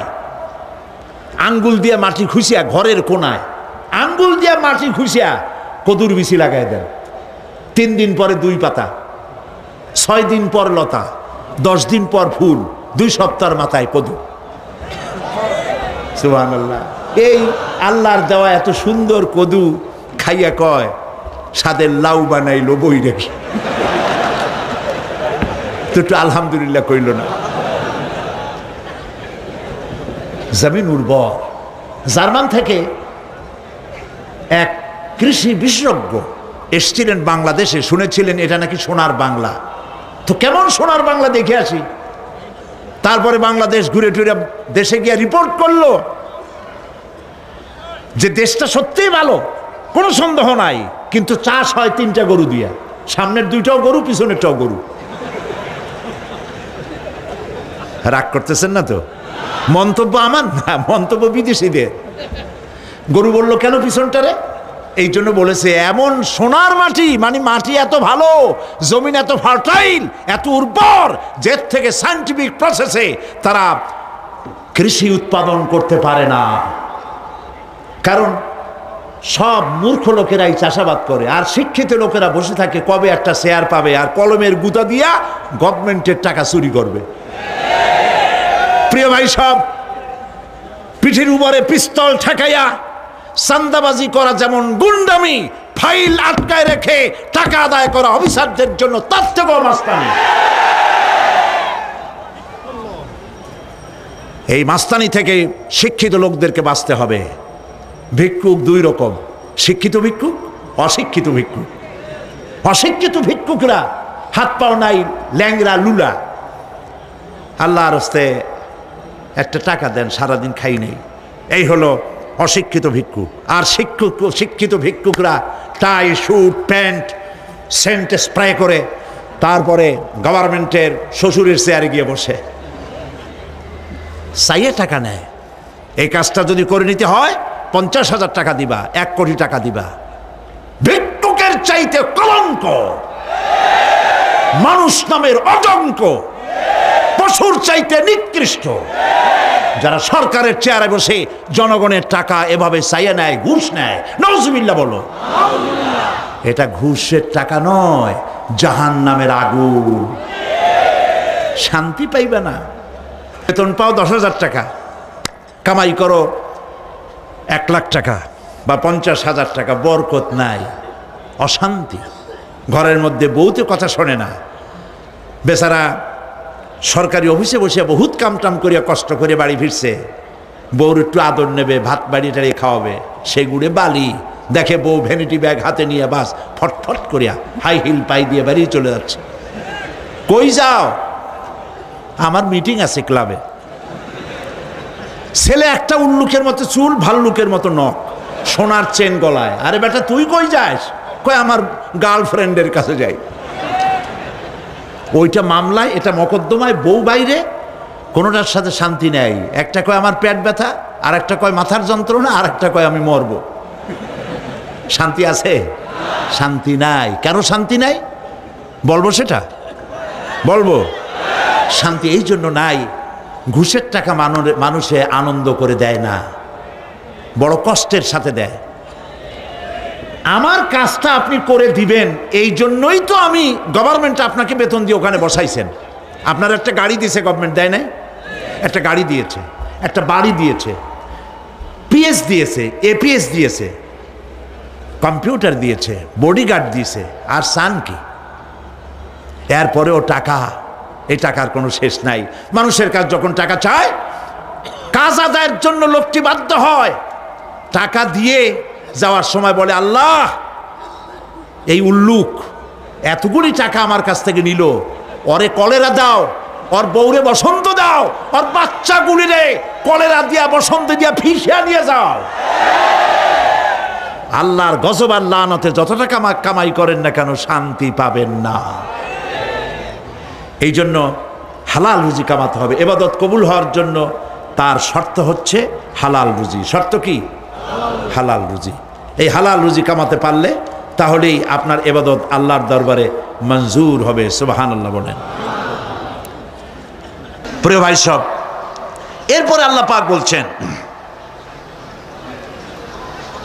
وَبَنَيْنَا فَوْقَكُمْ سَبْعًا شِدَادًا, আর তোমাদের উপরে আমি শক্ত মজবুত 7টি আকাশ সৃষ্টি করেছি। সুবহানাল্লাহ। এর থেকে বেরিয়ে যাওয়ার কোনো উপায় নাই, এতে ফাটল ধরাবারও কোনো উপায় নাই। এবং এই আকাশটাকে আমি আবার সুন্দর করে সাজায় রাখছি। নয়ন অভিরাম দৃশ্য সার্বক্ষণিকভাবে আমি রেখেছি, রাতের আধারে যা দেখা যায়। সেটা কি? আল্লাহ রাব্বুল আলামিন বলেন, ইন্না যায়্যানাস সামাআদ দুনিয়া বিজিনাতিল কাওয়াকিব, এই দুনিয়ার আকাশখানিকে তারকা প্রদীপ দিয়া সাজায় রেখেছি মনের মতো। দেখো তুমি তাকাইয়া, কি সুন্দর করে আকাশকে সজ্জিত করে রেখেছি। আল্লাযী খালাকা সাবআ সামাওয়াতিন তিবাকা মা তারা ফি খালকির রাহমানি মিন তাফাউত ফারজি'ল বাসারা হাল তারা মিন ফুতুর। ক্ষমাশীল তিনি, সপ্ত আকাশ রচিলেন থরে থরে, কোনো ত্রুটি হেরিবে না তার পূর্ণ সৃজন পরে। চাহো তুমি তার সৃষ্টি পানে, দেখো কিছু ভুল চুক, ফিরাও তোমার নয়ন খানি, ফিরাও তোমার মুখ। আকাশটাকে সুন্দর করে সাজাইছি, তাকায় দেখো তো কোনো ভুল ত্রুটি আছে নাকি? সুবহানাল্লাহ কোন। আল্লাহ পাক বলছেন, মা তারা ফি খালকির রহমান মিন তাফাউত, রহমানের সৃষ্টির ভিতরে কোনো ত্রুটি পাবে না। ফারজি'ল বাসারা হাল তারা মিন ফুতুর। আবার তাকাও, কে বলতেছেন? আবার তাকাও, ভালো করে তাকাও, দেখো কোন সৃষ্টির মধ্যে কোনো ত্রুটি আছে কি? জোরে বলেন নাই, জোরে বলেন নাই, বলেন আলহামদুলিল্লাহ, সুবহানাল্লাহ। এক দরবেশ, সে একবার এক বট গাছের তলায় বসিয়া এই আয়াত পড়তেছিলেন। এই আয়াত পড়ে তার মনে উঠলো, আল্লাহ পাক বলছেন হাল তারা মিন ফুতুর, দেখো কি কোনো ভুল চুক, আবার তাকাও। তো সে দেখে ভুল ত্রুটি তো ধরবার উপায় নাই, আল্লাহ তোমার সৃষ্টির মধ্যে কোনো ত্রুটি নাই, তবে একটা জিনিস আমার কাছে একটু বেকায়দা লাগে। সেটা কি?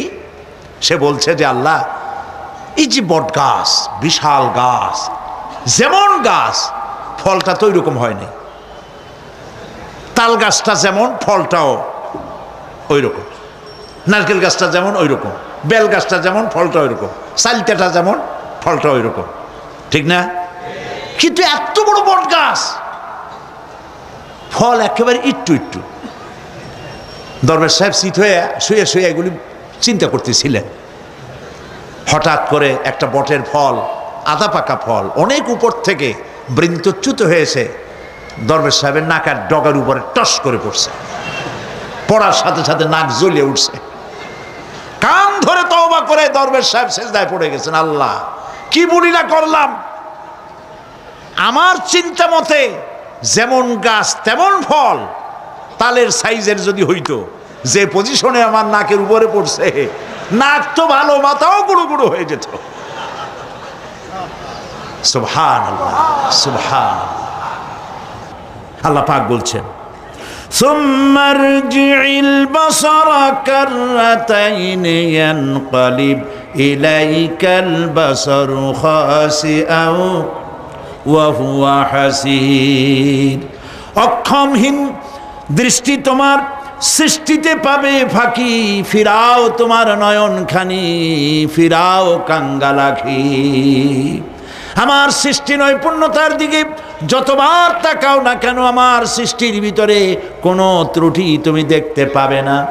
এই জন্য নবীজি বলেছেন, আল্লাহ রাব্বুল আলামিনের সৃষ্টির কলাকুশলতার প্রতি কেউ যদি একবার গবেষণা করে, একটা ঘন্টাও যদি কেউ চিন্তা করে, কয় ঘন্টা?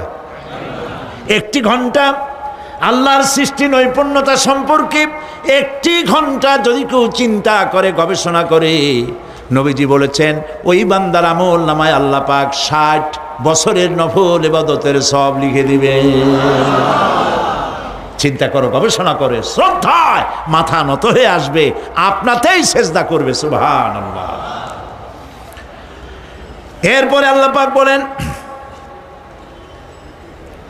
وَجَعَلْنَا سِرَاجًا وَهَّاجًا। আর আমি তোমাদের উপরে আকাশ সৃষ্টি করেছি, আর ওর মধ্যে আমি সৃষ্টি করেছি মহাশূন্যে এক অতি উত্তপ্ত, অতি উজ্জ্বল এক বাতি সৃষ্টি করেছি। সিরাজ শব্দের অর্থ হলো সূর্য, ওয়াহাজ এ শব্দের অর্থ হচ্ছে একই সাথে অতি উত্তপ্ত, অতি উজ্জ্বল। সূর্যের ব্যাস হচ্ছে এই পৃথিবীর চাইতে, সূর্যের ব্যাস হচ্ছে পৃথিবীর চাইতে 109 গুণ, এবং এর আয়তন পৃথিবীর চাইতে 13 লক্ষ গুণ বড়। আর দূরত্ব হচ্ছে পৃথিবীর মাটি থেকে 9,30,00,000 মাইল ব্যবধানে এই সূর্যকে আল্লাহ পাক স্থাপন করেছেন। এই সূর্যের মধ্যে যেমন রয়েছে তাপ, আবার তেমন রয়েছে আলট্রা ভায়োলেট রে। সূর্যের মধ্যে অনেক কিছু আছে, এখনো বিজ্ঞানীরা তা আবিষ্কার করতে পারে নাই। এর মধ্যে কল্যাণধর্মী জিনিসও আছে এবং অকল্যাণ জাতীয় কিছু জিনিস আছে। সেটা কি কারণে, সেটা আল্লাহ ভালো জানেন, আমরা জানি না। আমরা মনে করি অকল্যাণ, আল্লাহ জানেন ওর মধ্যে কি কল্যাণ আছে। যেমন সাপের বিষ, আমরা সাপ দেখলেই মারি, কিন্তু সাপ আপনাকে ক্ষতি না করলে আপনি মারবেন কেন? আর যদি ক্ষতি করার মনে হয়, ক্ষতির মতো মনে হয়, মেরে ফেলে দিন। এটা বলা হয়েছে হাদিস শরীফে, ক্ষতিকর মনে হলে মেরে ফেলে দিন। কিন্তু সাপ তার বিষের মধ্যে মানুষের জীবন রক্ষাকারী ওষুধ সাপের বিষ দিয়েই তৈরি হয়। সূর্যের মধ্যে অকল্যাণ ধর্মী যা আছে সেটা কেন, ওইটা আমরা জানি না। এখন অকল্যাণ ধর্মী যে জিনিসটাকে বিজ্ঞানীরা মনে করেন, সেটার নাম হলো আলট্রা ভায়োলেট রে, অতি বেগুনি রশ্মি। এই অতি বেগুনি রশ্মি, এটার অ্যাকশন হচ্ছে এই যে প্রাণী জগতের মধ্যে যদি এটা লাগে, এসে পড়ে, পৃথিবীতে যদি স্পর্শ করে, তাহলে ক্যান্সার সহ নানাবিধ দুরারোগ্য ব্যাধিতে গোটা পৃথিবী ছড়িয়ে পড়বে। ওই আলট্রা ভায়োলেট রে যাতে পৃথিবীর মাটি স্পর্শ করতে না পারে, সেজন্য আল্লাহ রাব্বুল আলামিন ওজোন স্তর তৈরি করেছেন। OZONE, ওজোন স্তর তৈরি করা আছে, যাতে করে ওই রেটা পাস করতে না পারে। সেই রেতে বিজ্ঞানীরা লক্ষ্য করেছে, রেতে ফাটল ধরেছে। সূর্য কত দূরে? 9,30,00,000 মাইল দূরে। মানুষেরা, বিজ্ঞানীরা টের পেয়েছে যে ওজোন স্তরে ফাটল ধরেছে। সুবহানাল্লাহ। আল্লাহ পাক বলছেন, ওয়ামা উতীতুম মিনাল ইলমি ইল্লা কালিলা, তোমাদেরকে খুব সামান্যতম জ্ঞান আমি দান করেছি। সামান্য জ্ঞান দিয়ে গেছে কদ্দূর দেখেন। সুবহানাল্লাহ বলেন। চিন্তায় শ্রদ্ধায় মাথা নত হয়ে আসবে। এগুলি যদি হয় সাধারণ জ্ঞান, ছোট্ট জ্ঞান, সামান্যতম জ্ঞান, তাহলে আমার আল্লাহ সুবহানাহু ওয়া তাআলার জ্ঞান কত অসীম, কত অনন্ত, কত চিরন্তন। সুবহানাল্লাহ। সে আল্লাহ রাব্বুল আলামিন ওজোন স্তরকে রেখেছেন, ওটা ক্র্যাক করেছে। কেন ক্র্যাক করেছে? ক্র্যাক করেছে এনভায়রনমেন্ট নষ্ট করার কারণে। আমরা গাছ কেটেছি, যত গাছ কেটেছি তত গাছ লাগাই নেই। টেলিভিশনে যে গাছ সম্পর্কিত যে বিজ্ঞাপনগুলি দেওয়া হয়, এগুলি নিছক কোনো বিজ্ঞাপনের উদ্দেশ্যে বিজ্ঞাপন নয়, এগুলি বাস্তব। নবী করিম সাল্লাল্লাহু আলাইহি ওয়াসাল্লাম গাছ কাটতে নিষেধ করেছেন। প্রয়োজনে কাটুন, প্রয়োজনে, বিনা প্রয়োজনে আপনি গাছের পাতাও ছিঁড়বেন না, প্রয়োজনে গাছটাও কেটে ফেলতে পারেন। পাতা ছিঁড়বেন না কেন? যেহেতু প্রত্যেকটি পাতা আল্লাহ রাব্বুল আলামিনের জিকির করছে।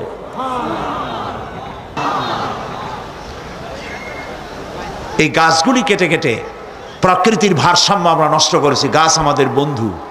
আমরা বাতাস থেকে অক্সিজেন গ্রহণ করি, অক্সিজেনকে কার্বন ডাই অক্সাইড করে ছেড়ে দেই। কার্বন ডাই অক্সাইড হচ্ছে প্রাণী জগতের জন্য বিষ। এই বিষকে নষ্ট করে দিয়ে অক্সিজেনকে পরিশোধিত করা, রিফাইন করার কোনো ফ্যাক্টরি পৃথিবীতে নাই।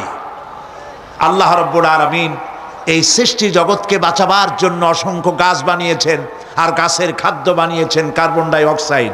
আমার জন্য যেটা বিষ, সেটা গাছের জন্য খাদ্য। গাছ সারা রাত এটাকে খাইলো, দিনের বেলায় সূর্যের তাপে এই কার্বন ডাই অক্সাইড আর গাছের সবুজ রং, পাতার সবুজ রঙে মিলে এক প্রকারের রন্ধন ক্রিয়ার মধ্য দিয়ে কার্বন ডাই অক্সাইড আবার ফ্রেশ অক্সিজেন হয়ে পৃথিবীর প্রাণী জগৎকে বাঁচার জন্য পথ উন্মুক্ত করে দেয়। আল্লাহ সুবহানাহু ওয়া তাআলা তিনি বলছেন, এভাবে করে আমি এই সূর্যের তাপ দিয়ে পৃথিবীবাসীকে কল্যাণধর্মী হিসেবে সূর্যকে সৃষ্টি করেছি। এই সূর্যের তাপ, এটি একটি বিরাট অগ্নিকুণ্ড। কোটি কোটি বছর ধরে ভূপৃষ্ঠে আলো এবং উত্তাপ ছড়িয়ে যাচ্ছে। সুবহানাল্লাহ বলেন। বলেন তো, পৃথিবীর সমস্ত আগুন সব যদি এক জায়গায় করা হয়, সূর্য 1 সেকেন্ডে যে তাপ পৃথিবীতে দেয়, ওরকম 1 সেকেন্ডের তাপ পৃথিবীর সব আগুন এক জায়গায় হইয়া সমভাবে সর্বত্র ছড়াতে পারবে কি? সুবহানাল্লাহ। কি কুদরত আল্লাহ পাকের। চৈত্র বৈশাখ মাসে আল্লাহ পাক সূর্যের তাপ, এত তাপ দেন মাথার ঘাম পায়ে পড়তে থাকে, লোকেরা বলে কাঁঠাল পাকা গরম, তাল পাকা গরম। চট্টগ্রামে বলে কিনা? আবার এখন জানুয়ারি মাস, এখন আল্লাহ পাকের এসি প্লান্ট আল্লাহ ছেড়ে দিয়েছেন, সুবহানাল্লাহ। পৃথিবীর সমস্ত এসি প্লান্ট একসাথে ছেড়ে দেন, সারা পৃথিবী তো দূরের কথা, একটা জেলাও ঠান্ডা করতে পারবে না, একটা উপজেলাও ঠান্ডা করতে পারবে না। বড় জোর আপনার লোট্টা ফিশ, আপনার রূপচান্দা মাছ, ইলিশ মাছ, এগুলোর ঠান্ডা বানাই দিতে পারবে, কিন্তু একটা এলাকা ঠান্ডা বানাইতে পারবে না। বুদ্ধিজীবীদেরকে জিজ্ঞেস করি, মাথার চুল তো উঠাইছো, এই আল্লাহ পাকের কুদরত সম্পর্কে একটা সেকেন্ড চিন্তা করেছো কিনা? সুবহানাল্লাহ। মদিনা মুনাওয়ারা যেয়ে দেখুন, মদিনা মুনাওয়ারা, মসজিদ আন-নববী আশ-শরীফ, আল মদিনা আল মুনাওয়ারা, সোনার মদিনা, সুবহানাল্লাহ। আমি মদিনায় গিয়া এবারও বলছি, আল্লাহ যদি ফাহাদের মাফ করতে চান, মসজিদে নববী এবং মসজিদে হারামের যে এক্সটেনশন এবং হাজিদের জন্য যে উপকার করেছেন, আল্লাহ যদি মাফ করতে চান, এটা বড় আকারের একটা ওসিলা হয়ে যেতে পারে। এক সময় গরমে কষ্টে অস্থির হয়ে যেতাম মসজিদে নববীতে, এখন মসজিদে নববীতে ঢুকলে মনে হয় জান্নাতের মধ্যে। আর জান্নাত তো চিন্তা করা যায় না, কোনো চোখ নাই যা দেখছে, কোনো কল্পনা নাই, যা মন নাই যা কল্পনা করছে, এটার সাথে তুলনাই হবে না। তবে মনে হয় যেন শেখ আব্দুর রহমান আস-সুদাইস, তেমন সাউদ আশ-শুরাইব, তেমন শেখ আব্দুর রহমান আল হুজাইফি, সুবহানাল্লাহ সুবহানাল্লাহ। এবার লাইলাতুল কদরে আল্লাহ পাকের মেহেরবানি, প্রতি বছর আমার একটা যাওয়ার, রমজানে একটা সুযোগ হয়, আল্লাহ করে দেন। বাইতুল শরফের মরহুম হযরত পীর সাহেব হযরত মাওলানা শাহ আব্দুল জব্বার রাহমাতুল্লাহ আলাইহি, নওয়ারাল্লাহু মারকাদাহু ওয়া জাআলাল জান্নাতা মাসওয়াহু। কলিজা থেকে দোয়া আসে। বহুত পীর দেখছি জীবনে, বাইতুল শরফের পীরের মতো পীর দেখি নাই। মুরিদের টাকা নিয়ে শুধু পকেট ভরে নাই, মেয়ে লোকদের গায়ে হাত দিয়ে ফু দেয় নাই, তাবিজের ব্যবসা করে নাই। মুরিদেরা যা দিয়েছে সেই টাকা দিয়া তিনি মসজিদ বানাইছেন, মাদ্রাসা বানাইছেন, সুবহানাল্লাহ। নিজের বাড়িটা যেখানে তার স্ত্রী থাকেন, বাইতুল শরফ পীর সাহেবের স্ত্রী যে বাড়িতে থাকে, আমি যা শুনেছি দেখি নাই, বাড়িটা বেচলে 50,000 টাকা হবে কিনা সন্দেহ। হযরত মাওলানা শামসুদ্দিন সাহেব বলছেন, উনি নিজে দেখেছেন। পীর সাহেব আমাকে দাওয়াত দিয়েছেন বহুবার, আমি যাইতে পারিনি। দুই হাতে মানুষের উপকার করতেন, এই জন্য বলছি আমি এরকম দেখি নাই। পীর আমি খারাপ আমি কথা বলবো না, ভালো মন্দ মিলাই আছে। বহুত পীর আছে জামায় পকেট যে কত উনি নিজেও গুনে কুলিতে পারবে না, খালি ঢুকাইতেই থাকে জনমের মতো, বাইরে দেখায় আমি খুব দুনিয়ার সম্পর্কে গাফেল। ঢাকায় যায় দেখবেন সুপার মার্কেট আছে, ট্রান্সপোর্ট বিজনেস আছে। আর বাইতুল সাহেবের পীর সাহেবের মধু বেচতেন আর আতর বিক্রি করতেন, মধু আর আতর, এগুলো দিয়ে তার জীবিকা নির্বাহ করতেন, সুবহানাল্লাহ। যাকাত সদকা টাকা পয়সা সমানে দিতেন। বাইতুল সাহেব পীর সাহেবের কথা আসলো কেন? এই জন্য আসলো, ওই মদিনার কথা মনে পড়ায়। বাইতুল সাহেব পীর সাহেবের জামাই মুর্তাজা এখানে ঢাকায় বাড়ি আছে। পীর সাহেব যখন ইন্তেকাল করেন তখন আমি মদিনা শরীফে ছিলাম। সে এসে আমাকে জড়ায় ধরে কাঁদতেছিল আর বললো যে আমার এক বাপ হারাইছি আর এক বাপ পেয়েছি। আমাকে জড়িয়ে ধরে কাঁদতে লাগলো। আমি ওই রাত্রে স্বপ্নে দেখলাম, তাহাজ্জুদ পড়ে ঘুমিয়ে আছি মদিনা আল মুনাওয়ারায়, দেখতে পেলাম পীর সাহেব এসেছেন। আমি বেশ কিছু লোকজন নিয়ে বসা, পীর সাহেব এসে হাজির হয়েছেন। আমি দাঁড়িয়ে গেলাম, কোলাকুলি করলাম। তিনি বসলেন না, কোনো কথাও বললেন না, শুধু যাওয়ার সময় বললেন আমাকে ভুলবেন না। আমি সত্যিই তাকে ভুলি নাই। কলিজার সবটুকুন দরদ নিয়ে তার জন্য দোয়া আসে, যেহেতু তিনি মানবতার কল্যাণের জন্য কাজ করেছেন। তার জামাই মুর্তজা আমাকে মদিনা শরীফে থাকা, যাতায়াত ইত্যাদির ব্যবস্থা করেছিল, সেই জন্য কথাগুলি এলো। আমি দোয়া করি তার জন্য আল্লাহ পাক তাকে হালাল রুজি কামাবার তৌফিক দান করুন, এবং মদিনা শরীফে থাকার জন্য আল্লাহ পাক ন্যাশনালিটি দান করে দিন। প্রিয় ভাই সব, এতগুলি কথা বলার কারণেই যে আপনাদের যখন টাকা পয়সা হবে রমজানে যাবেন। নবী করিম সাল্লাল্লাহু আলাইহি ওয়াসাল্লাম বলেছেন, রমজান মুবারকে যে ব্যক্তি উমরা করলো সেজন্য আমার সাথে হজ আদায় করলো। মসজিদে হারামে এবার লাইলাতুল কদর 26 দিবগত রাত। লাইলাতুল কদর তো এ কথা তো আমিও জানি, আপনারাও জানেন যে 26 দিবগত রাতে না, শুধু বেজোর রাতগুলিতে। কিন্তু মুহাক্কিকিনরা 26 রাত্রে একটু বেশি কান্দাকাটি করে, অন্য রাত্রে তো করেই, ওই রাত্রে একটু বেশি কান্দে। এবারে লাইলাতুল কদরে লোক সংখ্যা সম্পর্কে 27 তারিখ রমজানের সৌদি গেজেট, সৌদি নিউজ পত্রিকায় হেডলাইন হলো, মক্কা শরীফে গত রাত্রে নামাজ যারা পড়েছেন, লাইলাতুল কদরে যারা এসেছিলেন, তাদের সংখ্যা 3 মিলিয়ন প্লাস, 30 লাখের উপরে। সর্বকালের হজের রেকর্ড ভঙ্গ করেছে। রাত 3টার সময় কিয়ামুল লাইল শেষ করে ইমাম সাউদ আশ-শুরাইব মোনাজাত শুরু করলেন। 35 থেকে 40 মিনিট মোনাজাত। হায় রে কান্না মানুষের, কাঁদতে কাঁদতে মানুষ হয়রান হয়ে যাচ্ছে। মাসনুন দোয়াগুলি পড়ছেন, শেষ দিকে গিয়ে বলছেন আল্লাহুম্মা লা তারুদ্দানা খায়বিন, আল্লাহ পাক একেবারে কিছু না দিয়া খালি হাতে আমাদের ফেরত দিও না। কাবা শরীফ সামনে নিয়ে এভাবে করে লোকেরা কাঁদছে। প্রিয় ভাই সব, সেজন্য বলি, আল্লাহ যদি সুযোগ দেন রমজান মুবারকে ওমরা করবেন, আল্লাহ যেন তৌফিক দেন, বলেন আমিন। তো আল্লাহ তার কুদরত দিয়ে এই পৃথিবীকে ভরে রেখেছেন, নিয়ামত দিয়ে ভরে রেখেছেন। মুসলমানদের জন্য সবচাইতে বড় নিয়ামত কোরআন শরীফ নিয়ামত, কাবা শরীফ নিয়ামত, মসজিদ আন-নববী আশ-শরীফ আল মদিনা আল মুনাওয়ারা। সুবহানাল্লাহ, সবাই বলেন সুবহানাল্লাহ। প্রিয় ভাই সব, রাত বোধহয় বেশি হয়ে যাচ্ছে, তো আমি যে পর্যন্ত পড়েছি তাতে আর 2টি আয়াত বাকি আছে, শেষ করে দেই। রাগ করতেছেন না তো? সুবহানাল্লাহ, বলি আলহামদুলিল্লাহ। আর 2টি আয়াত আছে। আল্লাহ রাব্বুল আলামিন বলছেন, وأنزلنا من المعصرات ماء ثجاجا, আমি আকাশ থেকে তোমাদের জন্য অবিশ্রান্ত বিরাম ভাবে বৃষ্টি বর্ষণ করি। কেন?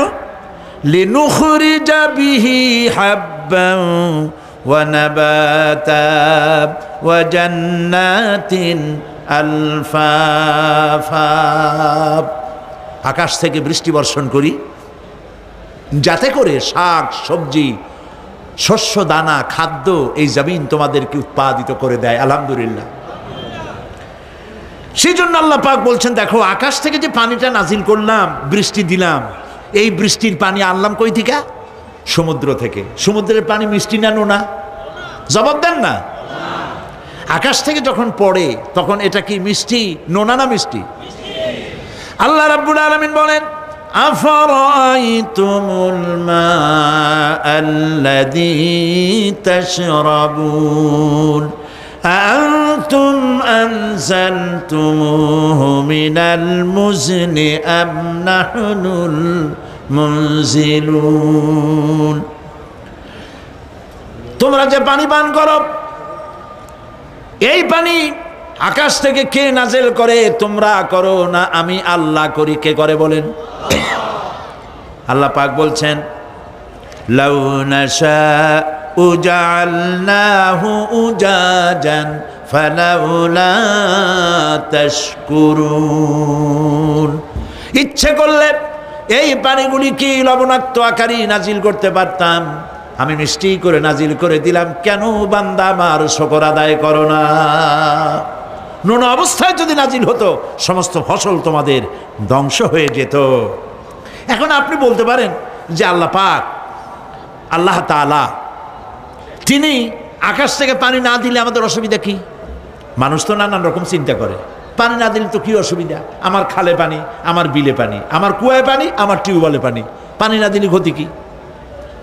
আল্লাহ পাক কোরআনে কারীমের মধ্যে বলেছেন, কুল আরাআইতুম ইন আসবাহা মাউকুম গাওরান ফামান ইয়াতিকুম বিমাইম মাইন।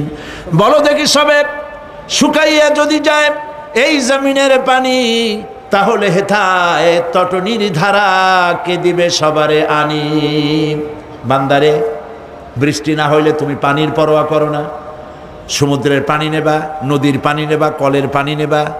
শুনে রাখো বান্দা, নদীর প্রবাহমান নদীর পানি, কলের পানি, টিউবওয়েলের পানি, মাটির পরতে পরতে পানি সব যদি আমি শুকায়ে দেই, কে আছে এই পৃথিবীতে যে নতুন করে তোমার জন্য পানি আমদানি করে দিতে পারে?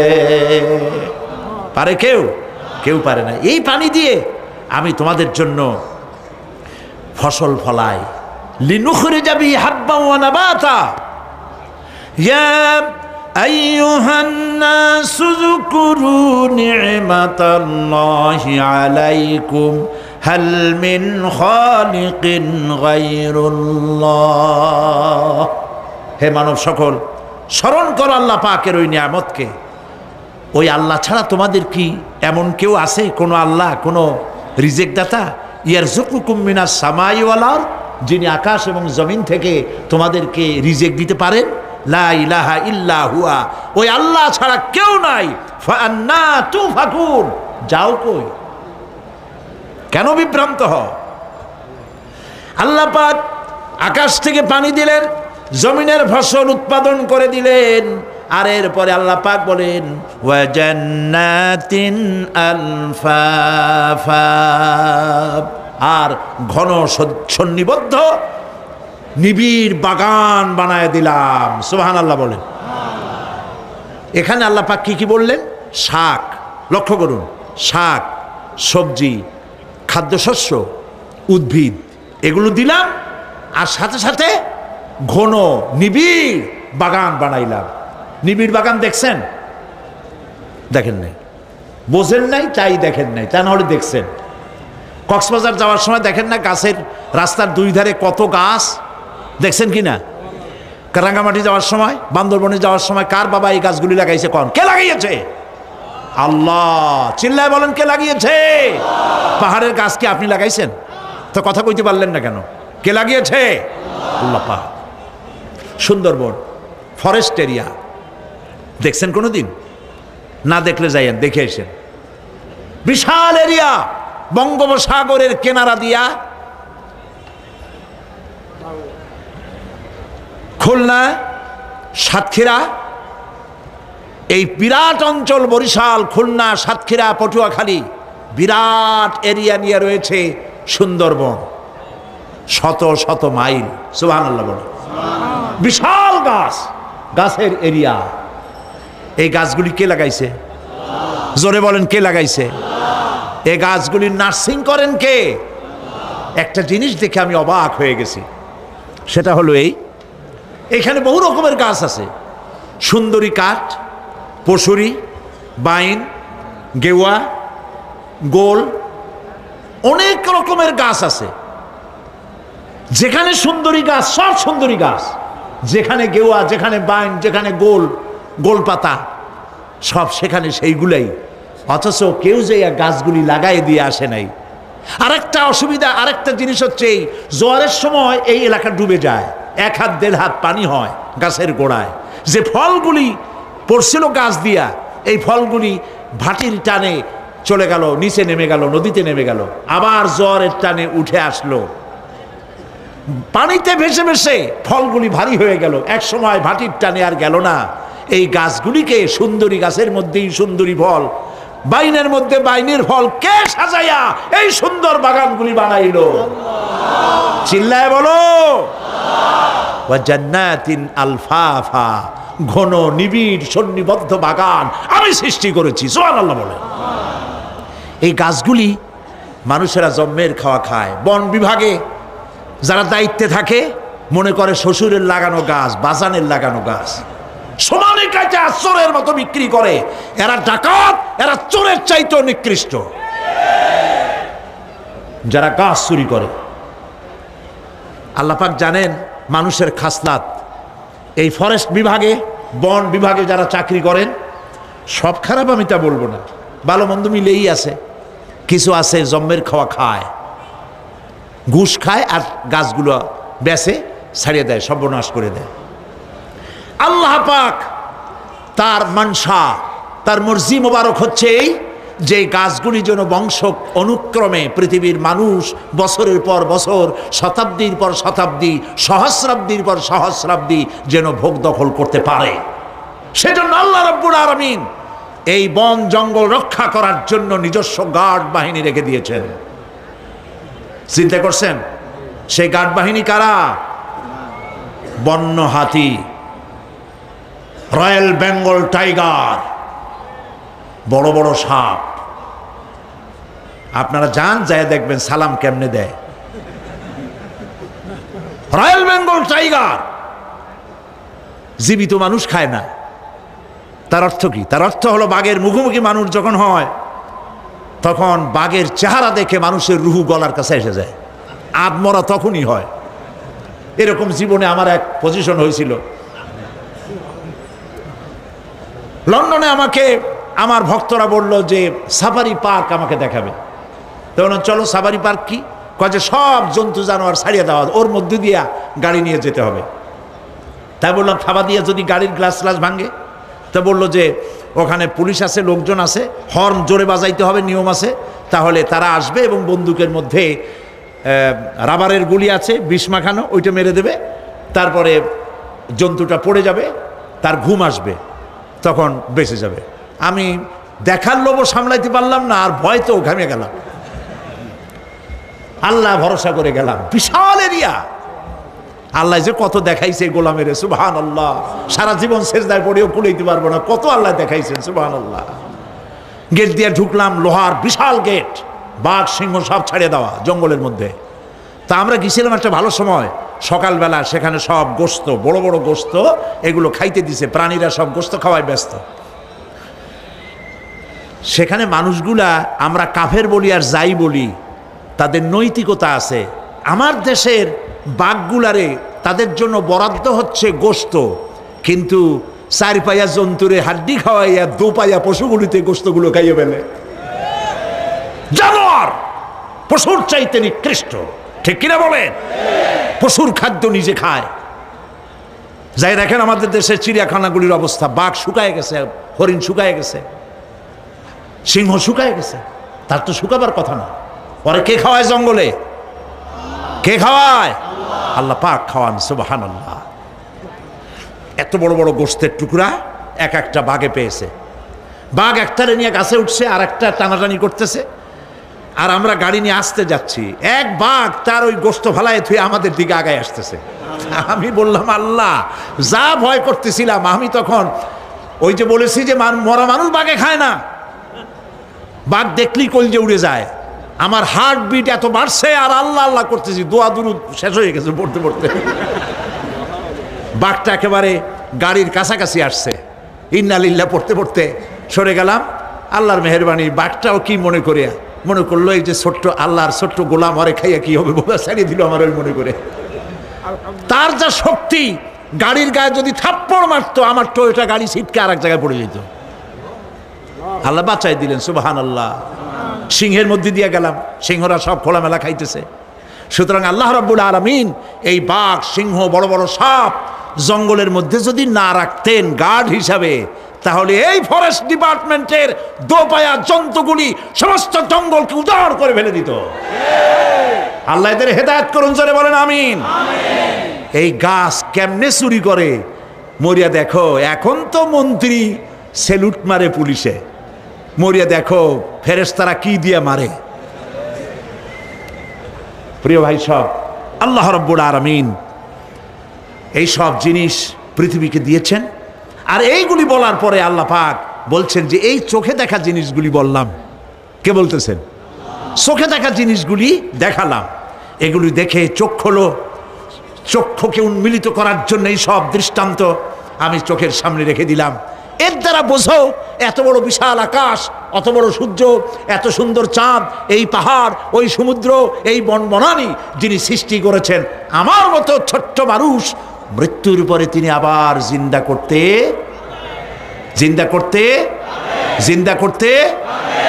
जगह जी लगाने के लिए ये दुनिया नहीं है, जगह जी लगाने के लिए ये दुनिया नहीं है, ये इबरत की जा है तमाशा नहीं है।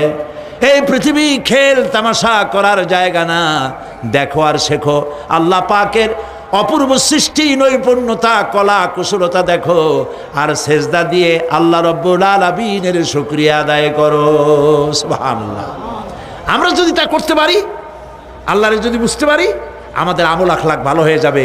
আমরা চুরি করে গাছ বেচবো না, ওজনে কম দেব না, খাদ্যে ভেজাল দেব না, ঘুষ খাবো না, সুদ খাবো না, প্রতারণা করব না, মিথ্যা কথা বলবো না। আমরা ভালো হয়ে যাব যদি এই একটি জিনিসকে বিশ্বাস করতে পারি যে আমার এই জীবন শেষ কথা নয়, আর একটা জীবন আসবে, সেই জীবনে এই জীবনের সব হিসাব দিতে হবে। আরো অনেক কথা বাকি, আজ বলবো না, বলবো আগামীকাল ইনশাআল্লাহ। সবাই বলি ইনশাআল্লাহ। প্রিয় ভাই, সব বন্ধুদের দাওয়াত দিয়ে আনবেন। দিন কিন্তু একদিন সরে যাবে। আল্লাহর এই নিয়ামতপূর্ণ কথাগুলি দিয়ে আমাকে আর যারা শোনেন সকলকে আল্লাহ যেন হেদায়েতের রাস্তা করে দেন, আমরা বলি আমিন। এখন আজকে 3 জন পুরুষ 1 জন মহিলা ইসলাম কবুল করবেন, আলহামদুলিল্লাহ বলেন। আচ্ছা ভাইরা, আপনারা যদি বসে থাকেন, আমি তো আপনাদেরকে কখনো জোর জবরদস্তি করি না, যার যা খুশি তা করেন, কিন্তু মাহফিলের মধ্য দিয়া হাঁটাহাঁটি করা আগে অনেকবার বলছি, এখন বলা ছাড়িয়ে দিছি। এগুলি আপনাদের বিবেকের উপরে ছাড়লাম। আপনি তো যাইতে পারবেনই, কেউ তো আপনার খুঁটির সাথে বাঁধিয়ে রাখবে না, আপনি দৌড়ান কেন? এতগুলি লোক নিজের বাপ দাদার ধর্ম পরিত্যাগ করে ইসলাম কবুল করতে আসছে, আর আপনি বসে দেখতেও পারবেন না? কপাল পোড়া মুসলমান। আল্লাহ পাক সকলকে হেদায়েত দিন, জোরে বলেন আমিন। আজকে 3 জন পুরুষ আর 1 জন মহিলা ইসলাম কবুল করবেন। মহিলা যিনি, তিনি আছেন আমাদের মা বোনদের প্যান্ডেলে, আর ওই 3 জন এখানে এসছে। একজনের নাম সুদেব চন্দ্র হালদার, পিতা মৃত জিতেন্দ্র চন্দ্র হালদার। হ্যাঁ, তার ধর্ম হচ্ছে হিন্দু, বাড়ি কাঠালিয়া, বাকলিয়া, চট্টগ্রাম। বর্তমান মুসলমানি নাম পছন্দ করেছে মোহাম্মদ মনির হোসেন। কইছে যার নাম বলবো সে কাছে আসো। আরেকজন রাজীব বণিক, পিতা মৃত রঞ্জন বণিক, ধর্ম হিন্দু, ব্রাহ্মণবাড়িয়া। বর্তমান নাম পছন্দ করেছে মোহাম্মদ নুরুল ইসলাম। হেমন্ত জল দাস, পিতা বেসা জল দাস, হিন্দু, এরও বাড়ি কোতোয়ালি, চট্টগ্রাম, বাগলাবাড়ি মোড়, হ্যাঁ কালীবাড়ি মোড়। বর্তমান নাম পছন্দ করেছে মোহাম্মদ ওসমান গনি। আরেকজন বোন মহিলা প্যান্ডেলে আছেন, তার নাম দুর্গা চক্রবর্তী, পিতা কলন্দ চক্রবর্তী, বাড়ি ছাগলনাইয়া, নোয়াখালী। বর্তমানে বাস করে দামপাড়া, কাজীর দেউরি, কোতোয়ালি, চট্টগ্রাম। পছন্দ করা নাম তার আনোয়ারা বেগম। এখন আমি এখন যা উচ্চারণ করব, মহিলা যিনি আছেন ইসলাম কবুল করবেন, দুর্গা চক্রবর্তী, আপনি এগুলি মহিলা প্যান্ডেলে উচ্চারণ করবেন। আমি যেখানে বলবো আপনি উচ্চারণ করবেন, আর এরপরে আমরা মোনাজাত করব, এশার নামাজ আদায় করব, তারপরে বাড়ি যাব ইনশাআল্লাহ। বলেন ইনশাআল্লাহ। হাত দাও, 3 জন একসাথে কাছে আসো। লা ইলাহা ইল্লাল্লাহু মুহাম্মাদুর রাসূলুল্লাহ। আল্লাহ ছাড়া কোনো ইলাহ নাই, মাবুদ নাই। মুহাম্মদ সাল্লাল্লাহু আলাইহি ওয়াসাল্লাম আল্লাহর প্রেরিত রাসূল। আশহাদু আন লা ইলাহা ইল্লাল্লাহু ওয়াহদাহু লা শারীকা লাহু ওয়া আশহাদু আন্না মুহাম্মাদান আবদুহু ওয়া রাসূলুহু। আমি সাক্ষ্য দিচ্ছি আল্লাহ ছাড়া কোনো ইলাহ নাই, মাবুদ নাই, উপাস্য নাই। তিনি এক, তিনি একক, তার কোনো অংশীদার নাই। আমি আরো সাক্ষ্য দিচ্ছি আমি আরো সাক্ষ্য দিচ্ছি মুহাম্মদ সাল্লাল্লাহু আলাইহি ওয়াসাল্লাম আল্লাহর বান্দা এবং তার প্রেরিত রাসূল। সবাইকে সালাম বলো, আসসালামু আলাইকুম। আপনারা জবাব দেন। এই তিন ভাই এখন মাসুম, বেগুনাহ। তাদের আমলনামায় যত গুনাহ ছিল এই মুহূর্তে হাদিস অনুযায়ী তাদের জিন্দেগীর সমস্ত গুনাহ খাতা আল্লাহ পাক মাফ করে দিয়েছেন। আলহামদুলিল্লাহ, সুবহানাল্লাহ। ইসলামে আসার জন্য স্বেচ্ছায় সজ্ঞানে ইসলামকে সর্বশ্রেষ্ঠ দিন হিসাবে গ্রহণ করার কারণে এই বিশাল মাহফিলের পক্ষ থেকে আমি তাদেরকে বুকে আলিঙ্গন করছি।